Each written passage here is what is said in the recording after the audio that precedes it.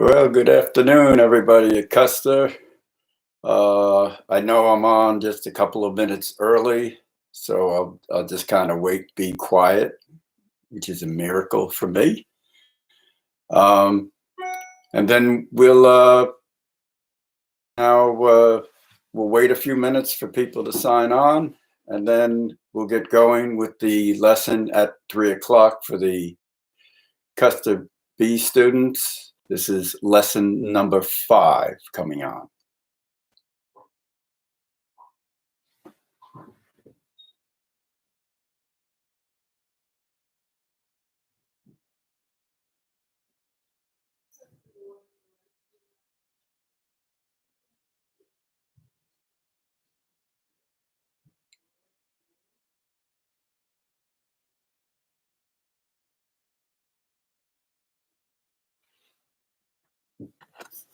Hi there, Frank. I can see you're writing in. I'm glad to see that you've joined us. Like I said, I'm going to wait just a couple of minutes, and then we'll get going with the presentation. At the end of my presentation, the lesson will be available for everyone who has listened to it, or everyone from Custer who has listened to it, I should say. And we will, you just want to email me that you would like a copy of tonight's or today's presentation. How's that?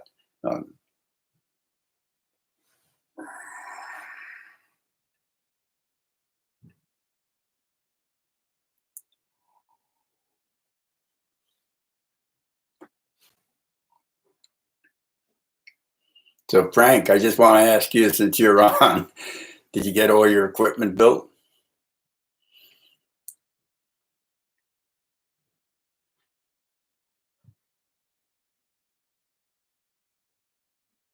Yeah, I figured. And your boys painting, or is your wife painting it?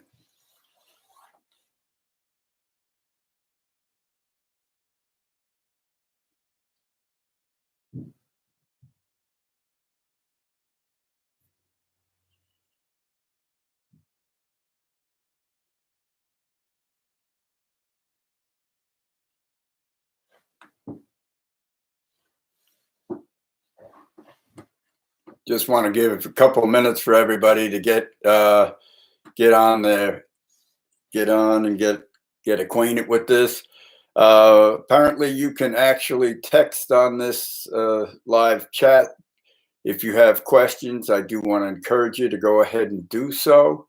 Or you could even text me via my cell phone number, which is 631. To have a copy of it, you must email me and say, Chris, please send me a copy of the Custer B class lesson number 5. That's what we're on to today. We're into lesson number 5. Hey, Alan, good to have you, man. And with lesson number 5, I just want to put a reminder out to you. I am going to be doing a live stream installation of the nukes. I wish all of you could be there in your bee gear, smelling smoke and all the other great stuff that goes with it. Unfortunately, that's not going to happen. But that being said, what's really happened, it's really actually a live stream demonstration. It will take place at high noon on Saturday, April 4th at Downs Farm, and hopefully this finds most of you. At least I hope and I do pray that everybody is healthy and happy and safe in their environment and around it that are in the healthcare industry. We thank you for your service. This is truly a difficult time to actually be dealing with this. What happened there? All right, I think they reconnected me, and if I'm reconnected, I just want to repeat for the healthcare workers in this class. I want to say thank you on behalf of myself and everybody else, knowing that you are on the front lines. So on April 4th, I will be doing the live stream of the installation of the nukes. For our last class, I will be doing a video demonstration of how to inspect your hive and what you're going to do. We will watch it together, same time that we do. It's the 3 o'clock on Sunday afternoon. We will all watch it together, and I would love and encourage you to go ahead and ask questions during the. We've also now. I have in the presentation. I have a slide that shows the field class, the first field class, which starts April 19th at Hands Farm. In acknowledgement that we are in a difficult time with this COVID virus, and they are frowning upon gatherings of 10 or more people, what we are going to do for the interim is we are going to limit the class size to 6 people. Because it is an outdoor event, it is a much safer venue to do. We will have 6 students plus myself, and or 5 students plus myself. So we will keep the numbers about half of what we were normally going to do. And with that, I think we will keep a safe and reasonable distance between everything, and should be able to move forward with it. If obviously this situation a bit later rather than earlier, if it all kind of works together. Because honestly, spring is here.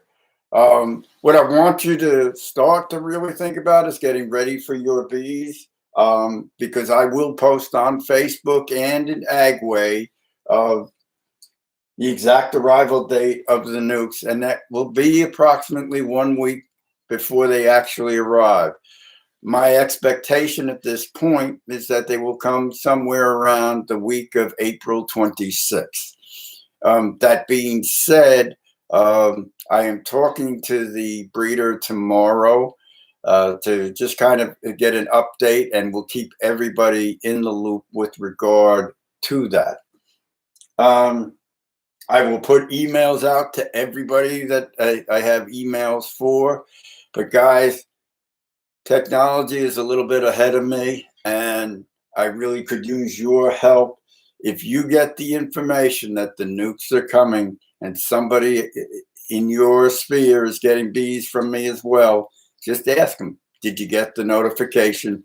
Let's get this out. We can get this word out, and we'll do that. The meeting spot for it will be the same as always. It will be at Fink's Farm, what it is there. The pickup times will be from 7 a.m. to 10 a.m. And I want to remind you that please do not come before 7 a.m. because I will have driven through the night to get these bees back from Massachusetts, and we'll be very cranky and very tired. Coffee is much appreciated.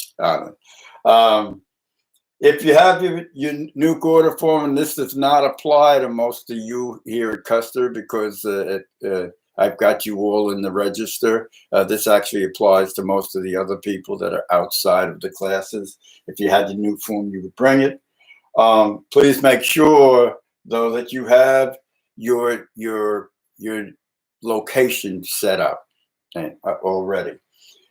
For transporting your bees, the real key here is if you have a pickup truck, it's really easy. It's literally load and go. What I would encourage you to bring is a blanket. You drape this blanket right on over the nuke on it. If you place it in the back seat of your car or in the trunk of your car, I will screen the entrance of the hive, and then you will place your blanket over it. That's honestly all you will need. If you have a pickup truck, like I said, it's really easy. I hand you putting the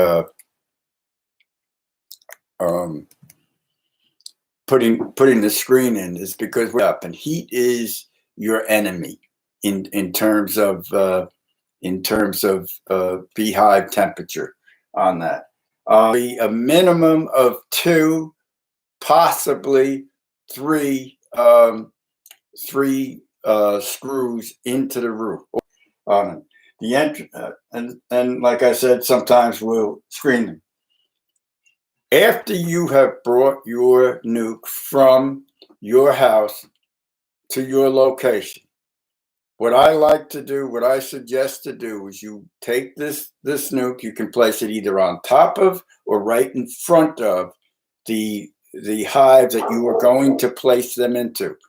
Make sure you have that screen if you wanted it in. Make sure you have that screen out at this time.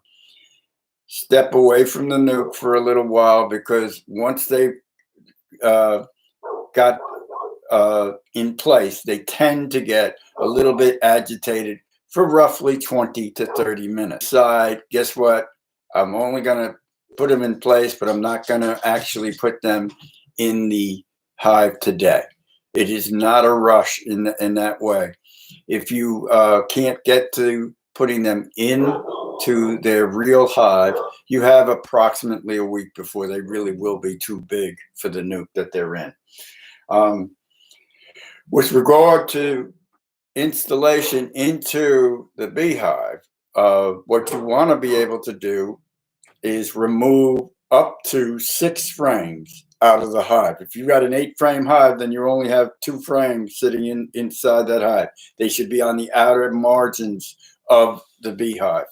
And then you'll be able to take those place. Now, the really important thing here about transferring them from the nuke into the beehive is that whatever order that you take them out of the nuke is exactly the order that you put them into the box that you're placing them into. The nuke is going to come with a apivar strip. It will be about 4 to 5 inches long. It should be relatively in the center of the hive. It will have a toothpick holding it in place between 2 frames. See where that is? You want to take that apivar strip and put it right back in the same spot that it came in. It will also, the hives will also have a small little square. Some of them will have a small little square. It's like a corrugated cardboard that you will put underneath on the bottom board of the hive. And some of them with both in place on top as you install. Okay. After you have installed this hive in place and all the frames are in place, you're going to put your top feeder on top of this deep, and then you are going to pour your 1-to-1 simple syrup that you made up about a week in advance into the bees. It should last you every bit of a week to 10 days. I'd also like to ask you, in the front of your beehive, you should have a little strip that's called an entrance reducer. You want to put that in place in the smallest notch opening. There's 2 notches. One's a small notch like this, and one is a big notch about like that long. You want to use the smallest notch for that week. This is what, oh, sugar, you guys can't see this because it's a 5-frame nuke. I forgot about that. Once you've installed your hive, what do I do now? And what you are going to do now is, now you're going to do weekly inspections. For the next 4 weeks after your hive is installed, I want you to do a weekly inspection. The very first thing you as the beekeeper are going to do is you're going to go out there and look with your cup of coffee and look at the bee flight. And the 2 words I want you to really learn is the flight purposeful or is it lazy? Remember, when I talk about purposeful flight, it looks like they're zipping in and zipping out of the hive very, very, very quickly. If it does not look that way, ask yourself, is it lazy? In other words, is it flying? And you'll just kind of see the bees will float a little bit. as they come towards the beehive. The other question you're going to ask yourself is there pollen coming in? And pollen is very easy to see on the back legs of the bees. What you do is you step to the side of the beehive. When you step to the side of the beehive, you'll be able to watch the bees as they enter into the hive. And that sideways angle that you have, that being at 90 degrees to the bee flight, you're able to really clearly see the bees that have the yellow, the orange, the white, the green, the red pollens coming in. Really important that in the first couple of days that you start to see that. And then after, and it's an indicator that your honey source is actually changing as well. At this 1 week inspection, the goals for the inspection, this is where I'm going to become a broken record to everybody. It is 3 things: queen right, hive nutrition, hive health. Those are the big 3. Queen right is defined by the presence of eggs, or you actually see the queen. Most beginners have eggs at the base of a cell. That's really, really important. That has to be, and you've got to understand that. The second part is the presence of nectar and pollen. The pollen is going to look like little chalky pellets in a cell, and the nectar is going to look like a viscous liquid in the cell. That is what you can say is, okay, I installed 5 frames, and I may or may not have nectar and pollen on all 5.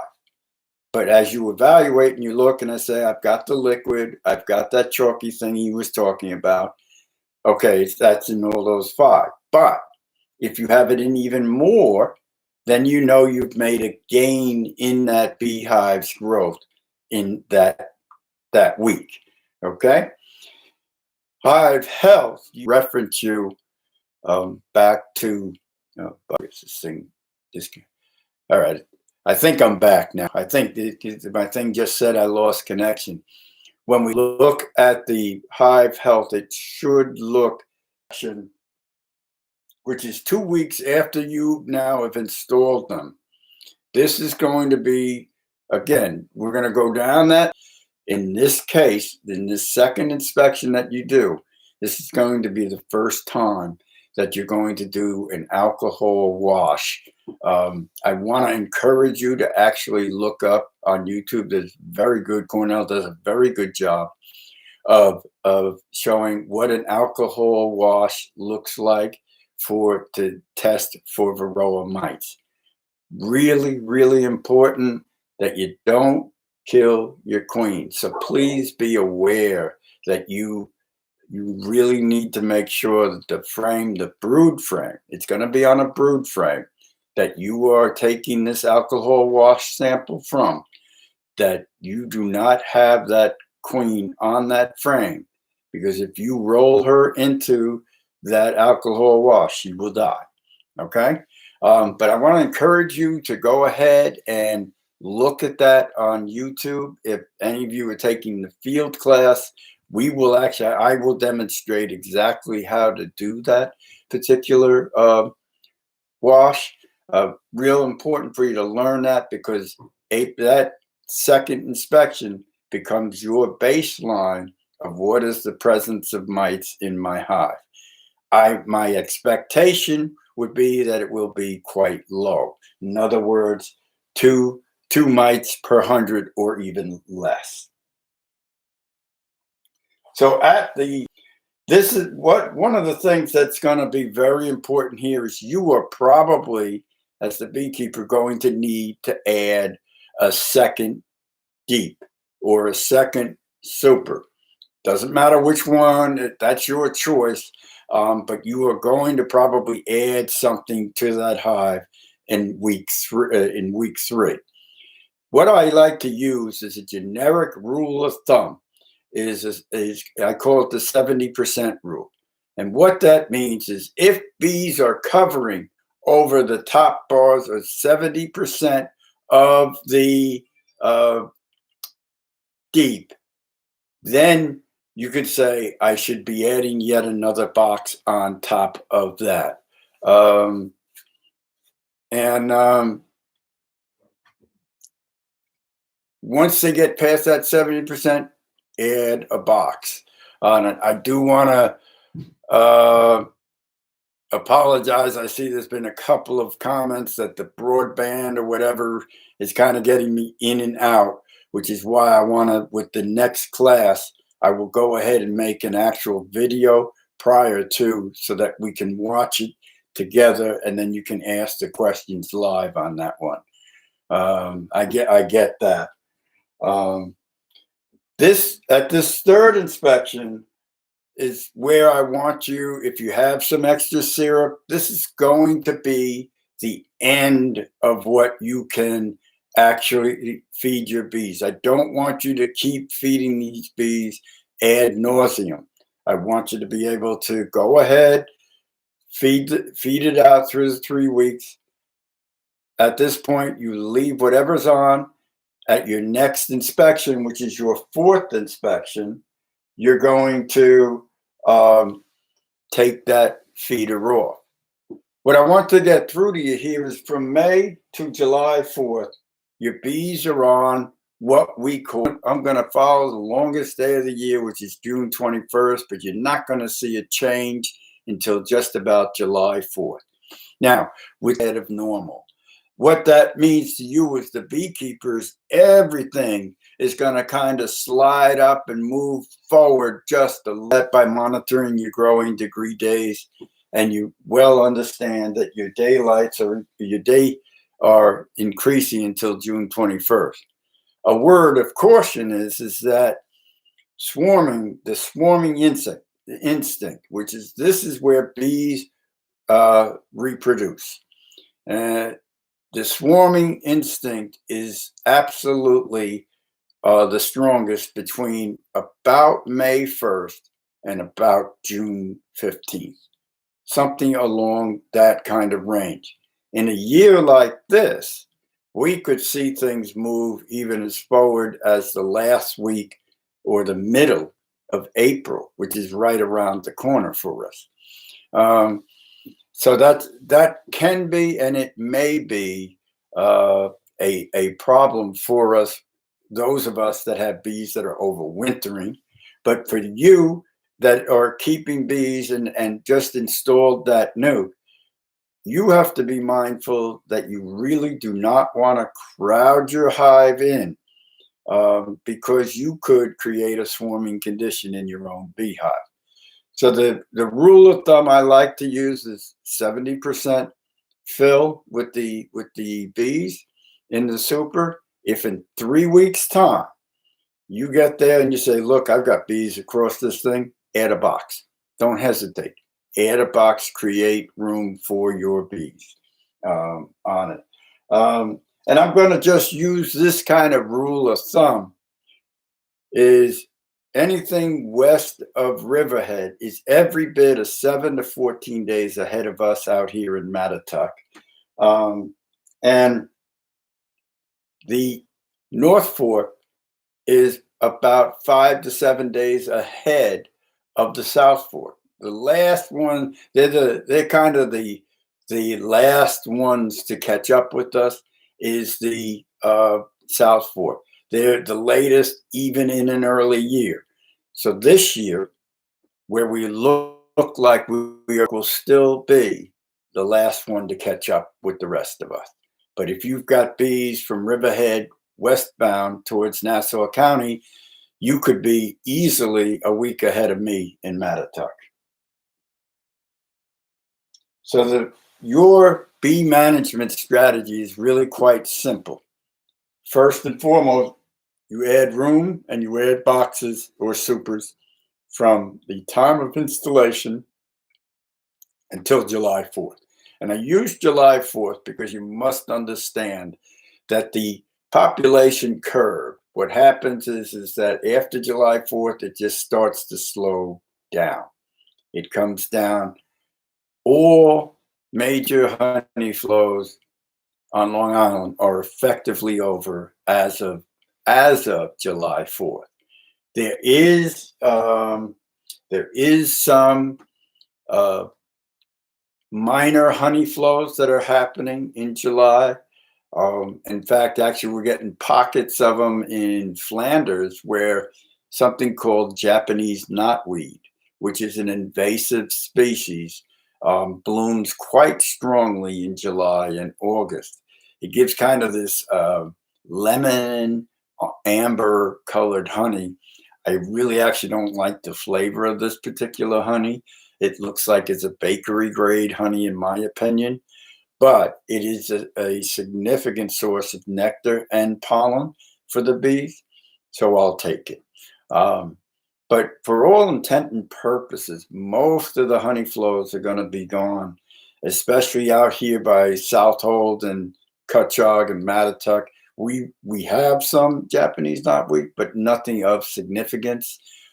We have a lot of bees that are out here, out on the East End now, because largely the population density has pushed bees further and further east, if you will.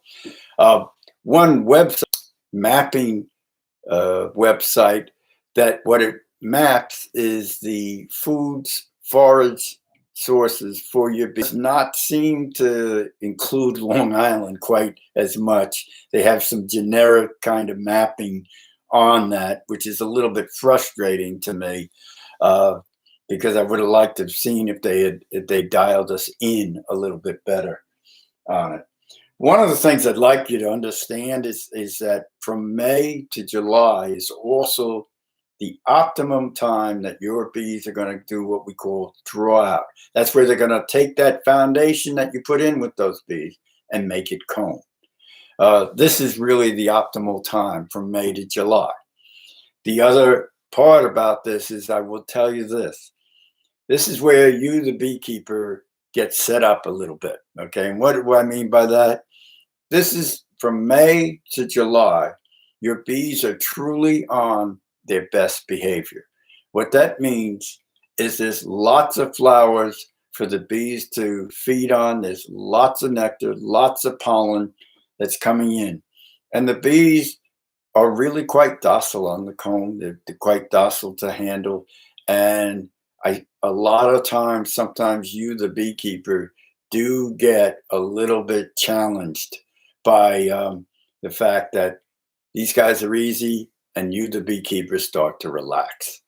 All right. That's a real error, because what happens after July 4th is the honey flow and nectar source drops dramatically.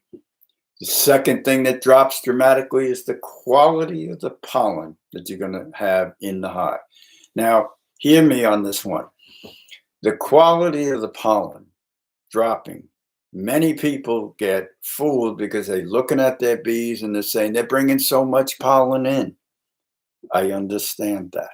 What I'm trying to tell you is that the quality, meaning the valuable protein source, amino acids that are in that pollen, plummet. Okay. It's just because of the plants that are in bloom at that time do not have the same protein quality that the other spring flowers bring to the table. And many beekeepers get fooled and say, I have plenty of pollen coming into the hive, but it's not the quality. And what I'm going to tell you is, when you manage your hive nutrition in that July and August range, I'm going to that if the bees need it, they will use it. They don't, they won't take from it, but they're going to tell you that they probably will. Initially, you'll say, oh, they're not using it, and then all of a sudden you'll come back into the hive that 1 week, and they will have actually completely after July. Your bees' best behavior kind of goes south, and they kind of go to the thugs of Chicago kind of thing. And what I mean by that is they tend to get in a much more aggressive and defensive behavior pattern. It's why I have always used the rule 7 minutes in a beehive, no more. If you learn it early, when you get later in the season, when the bees' behavior will change and they do get more aggressive, that 7 minutes is going to keep you from taking a beating, because you will, in the beehive. Um, I didn't realize here on this presentation is you're not going to be able to see the slides that I've got here, but some of your sources for early flowers are dandelion, which its bloom time, believe it or not, is between now and May. Lavender, which its bloom time is usually later May into early July. Linden, and you're going to learn to love linden trees, also called basswood trees. If you go down in Southampton, the streets are lined with basswood or linden trees. This is one of the biggest honey crops and honey flow sources that you are going to have.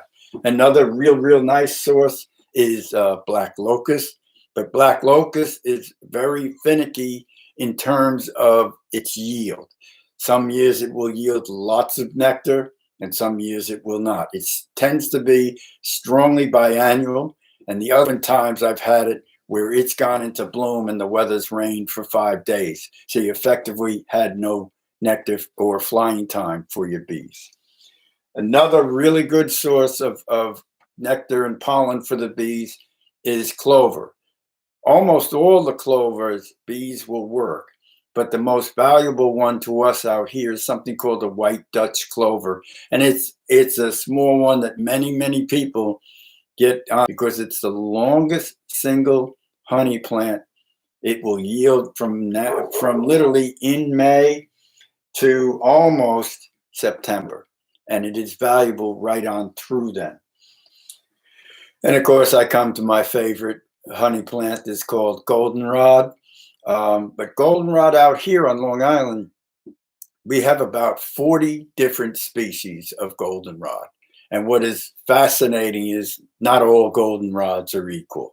And the really tall ones that you tend to see in the farm fields and on the hedgerow lines, you're going to see them loaded with insects, but typically they are not loaded with honeybees.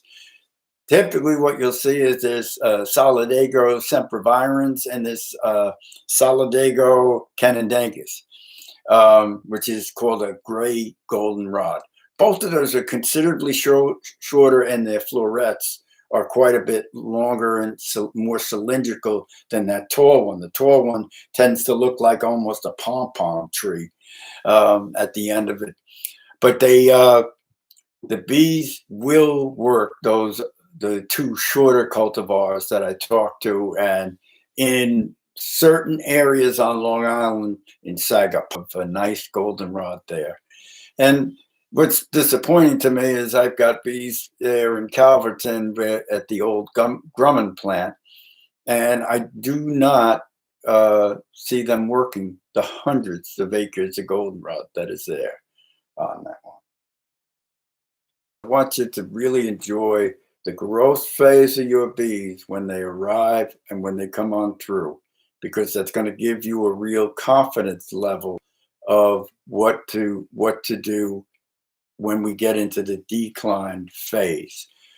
When we get together in 2 weeks' time, what I would like to do is walk you through the decline phase of the beekeeping calendar, so that you, the beekeeper, make that shift from adding boxes to making now the bees now are going into decline.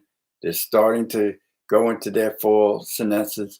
What steps you, the beekeeper, need to do to make that happen so that they can overwinter. And with that, I'd like to invite you to go ahead and ask whatever questions, write them up on that live chat. And we'll go.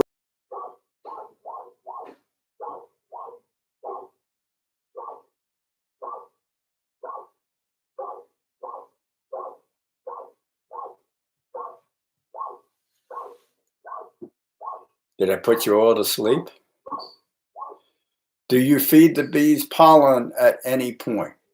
Yes, we absolutely do. Like I said, after July 4th, you're going to probably implement using a pollen supplement.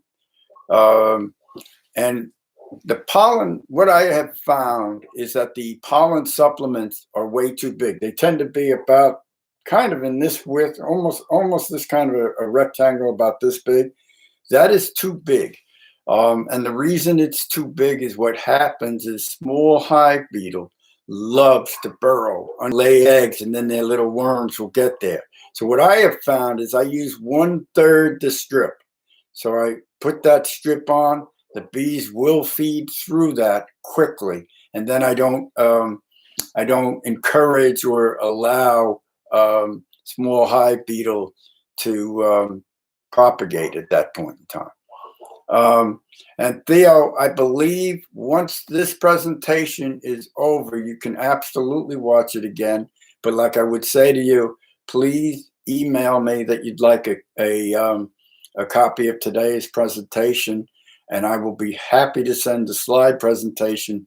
Because unfortunately, I know this has been difficult, and I want to say thank you to all of you for it, because I've never encountered this either.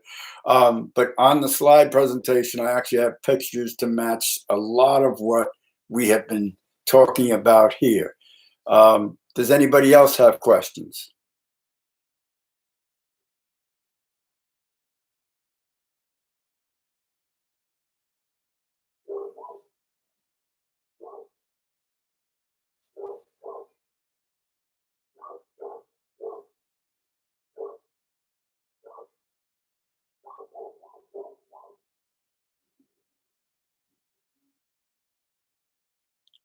Yeah, Theo, what we will do, Theo, what we will do, I will make sure you get. Please email me, because I'll get this presentation to you guys. And let me make the invite to you. I know, because this is kind of choppy and cut up, let me make the invite. Email me questions or email me things you didn't understand. Please come back to this and watch this again. And if there's something in there that you need some more explanation, I'm happy to answer that. Okay, Bruce, you said the question you said is cold today and this week. In terms of inspection, should we be shooting for temperatures over 50 or some other temperature?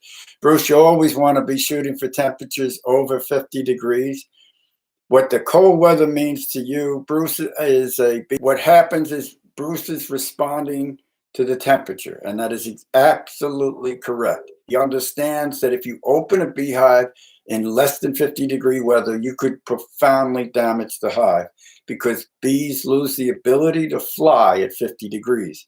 So if you open up a hive like that, you're exposing all this cold air into that beehive. But once you get into over 50 degrees, and even that Custer location, which is right next to a building, which helps create some ambient heat, you may get temperatures quite a bit warmer. My benchmark to you, Bruce, would be that I would look at the flight of the bees coming in and out of the hive. If you've got that vigorous flight that we've seen in the last couple of days, you can say you're safe to go into that hive. Another trick that I like to use in the early spring inspections is what I like to do is I like to bring an extra inner cover. And what I do is, if I take a box off the hive, I place it on the inner cover, and I put an inner cover or outer cover over it, so that the bees in that box that's been taken off stay covered and as warm as I can possibly keep them. Thomas asks, can you give us an idea of medications and approximately when to administer meds? Thomas, I am going to be writing out a guideline, and it is a generic guideline with regard to, I hesitate, I don't actually like the word medication because when we are talking about, and I'm going to talk about Varroa in particular, Thomas, when we talk, you've got your bees, 2 weeks after, and we're going to do the first monitoring, okay? That first monitoring is going to be your benchmark that says, I have X number of mites per 100 bees. I want to, remind me, or you can go on to the Honeybee Health Coalition. The Honeybee Health Coalition has probably the most detailed information with regard to Varroa management. I want to encourage you to download that. I have them all downloaded. If you guys want me to send it out as a group, please just, again, email me, because I'm really bad at this techno stuff, okay? But I'm happy and I'm here to help you. With regard to Varroa, I'm happy to give you a guideline, what I like to use as a treatment. But remember, I am not the Oracle of Omaha, okay? And I'm here to help you with regard to that. I do not expect anybody to have to do any serious mite treatments for their new hives before July 4th.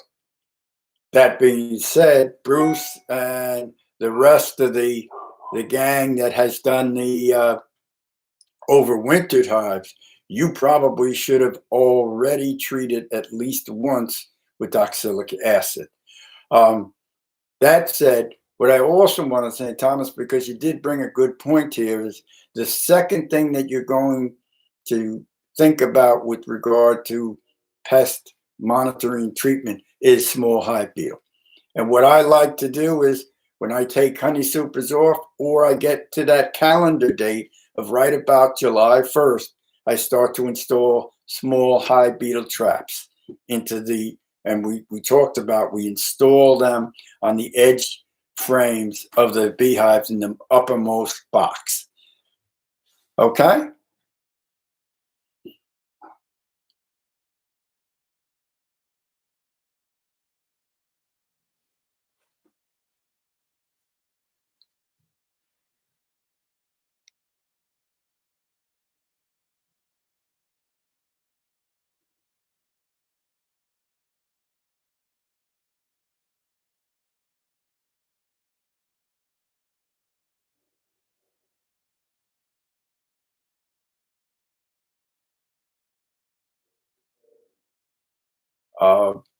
Your Varroa control, but I'm gonna tell you, please, to download the Honeybee Health Coalition.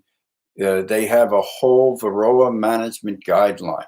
Now, it's quite extensive, so it may scare you a bit, and you just kind of have to keep things a little bit simple, especially because with your beginning hive, um, your beginning hive is one that's actually going to expand and really won't have the same pressures as some of the people that overwintered bees.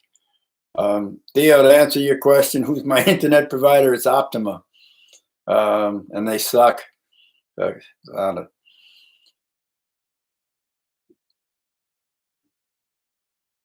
So that you can actually download it.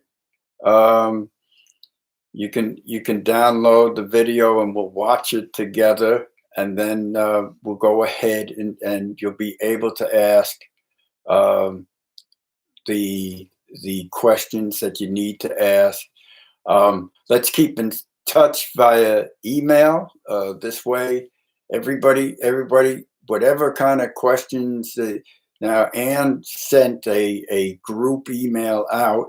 I would say to respond in that, because that will be the easiest way for us to all kind of stay in touch with this.